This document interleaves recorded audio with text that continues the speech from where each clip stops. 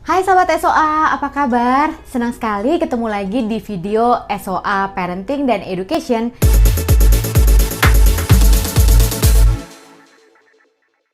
Di video ini kita akan membahas mengenai bullying dan tindakan bunuh diri pada korban.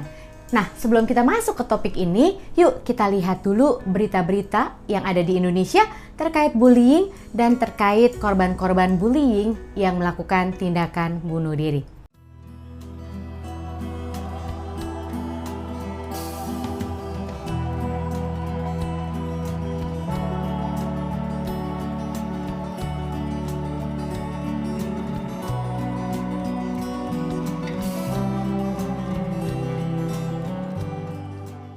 Banyak yang bertanya kepada saya dan tim ketika kami memberikan bullying prevention lesson, pertanyaan mengenai kenapa ya korban bully bisa sampai melakukan tindakan bunuh diri atau berpikir untuk melakukan tindakan bunuh diri. Nah, yuk kita pahami mengenai bullying dan bedanya bullying dengan konflik yang bukan bullying. Pertama, bullying itu memang adalah sesuatu tindakan yang jahat. Kenapa saya bilang jahat? Karena pelaku itu memang punya intensi, punya niat untuk melakukan bullying kepada targetnya. Dan pelaku juga punya kepuasan, ingin mendapatkan kepuasan dari melakukan bullying terhadap si korban. Dan level kepuasannya itu semakin meningkat. Yang tadinya melakukan tindakan bullying seperti ini dia sudah cukup puas, kemudian nanti berikutnya nggak cukup puas dengan hanya melakukan tindakan seperti ini. Ingin melakukan yang lebih lagi, dan itu membuat perilaku bullyingnya semakin parah dari hari ke hari. Lalu yang kedua, bullying juga dilakukan secara berulang-ulang. Pelakunya ya dia-dia saja, dan target korbannya juga adalah dia-dia saja. Kalau hanya sekali, 2 kali, 3 kali bahkan mungkin korban mendapatkan perlakuan seperti itu, mungkin masih tidak apa-apa. Tapi bayangkan, itu dilakukan setiap hari. Bahkan dalam satu hari bisa berkali-kali. Dan itu dilakukan sepanjang tahun pelajaran tahun ini. Dan bahkan dilakukan selama bertahun-tahun selama bersekolah di situ. Nah, kebayangkan sehingga betapa buruk dampaknya bullying terhadap si korban. Karena ada pengulangan. Dalam konteks bullying dan bukan konteks hukuman sosial atau konsekuensi sosial, sesungguhnya korban bukan orang yang bermasalah. Tetapi sesungguhnya yang punya masalah adalah si pelaku bullying. Ketika korban pertama kali mendapatkan perlakuan bullying, kedua kali, mungkin korban masih fine-fine saja, masih baik-baik saja. Tidak ada apa-apa. Namun, karena itu sekali lagi dilakukan berulang-ulang dan tindakan bullyingnya semakin parah dari hari ke hari, akhirnya korban juga muncul distorsi-distorsi di pikirannya atau negatif thoughts di pikirannya terhadap apa yang dia terima, yang dia alami sehari-hari sebagai korban bully. Pikiran pertama yang muncul adalah korban bertanya, why me? Kenapa saya? Ada apa dengan saya? Karena bullying tidak tertangani, tidak teratasi, bahkan mungkin tidak ada yang tahu. Orang tua tidak tahu, pihak sekolah tidak tahu. Kemudian korban muncul pertanyaan berikutnya, distorsi pikiran berikutnya, yaitu, oh mungkin memang ada sesuatu yang salah dengan saya. I'm a bad person. Terus kemudian muncul lagi distorsi pikiran yang berikutnya. Kayaknya gak ada yang suka sama aku deh. Semua orang membenci aku. Ya, distorsi pikiran yang berikutnya. Lalu muncul lagi distorsi pikiran yang berikutnya. Sampai kapan aku akan mengalami ini? Sampai kapan ini akan terjadi?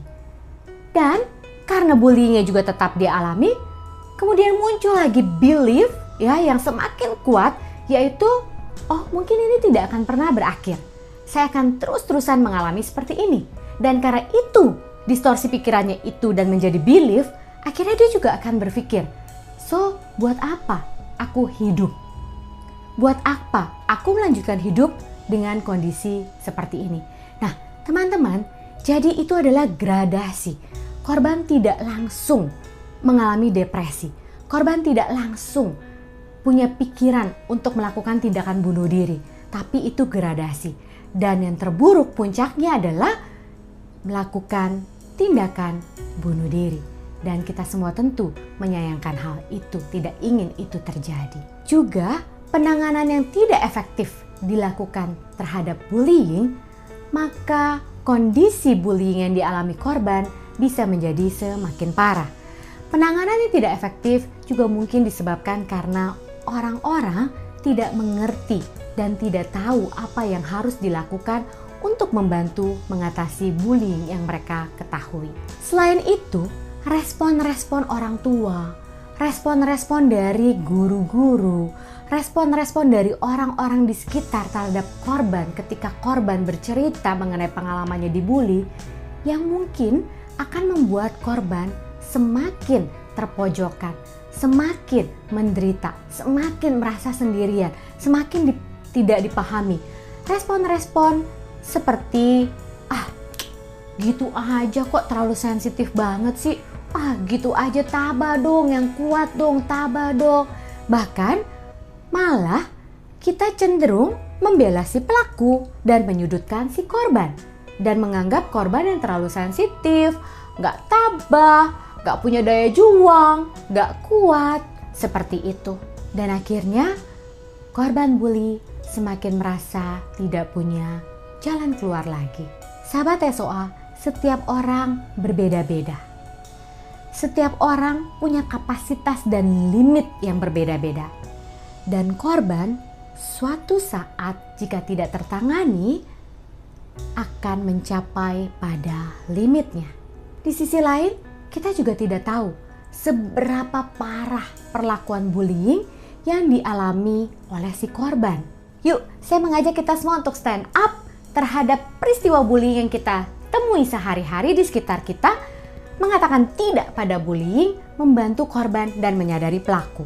Mari kita juga melakukan sesuatu kepada anak-anak kita di rumah, siswa-siswa kita di sekolah, yaitu 1. Mengembangkan rasa empati terhadap orang lain. Apa yang dialami dan dirasakan, dipikirkan oleh orang lain.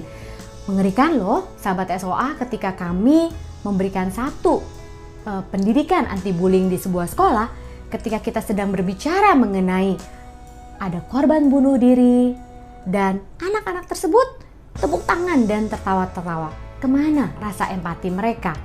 Lalu yang kedua, yuk kita bantu anak-anak kita untuk menerima dirinya sendiri dan orang lain apa adanya, juga terutama orang-orang yang berbeda dari mereka. Lalu yang ketiga, kita mengubah cara berpikir anak-anak kita yang keliru yang menyebabkan mereka melakukan tindakan bullying. Lalu yang keempat, yuk kita menyadari anak-anak kita bahwa dampak bullying bisa sampai sebegitu buruknya terhadap si korban. Karena seringkali anak-anak tidak sadar tindakan bullying mereka bisa berdampak buruk sampai korban memilih untuk mengakhiri hidupnya. Mari kita mengedukasi anak-anak kita menjadi green person karena we are a green people. Green adalah simbol saya untuk kebaikan. Terima kasih dan sampai jumpa.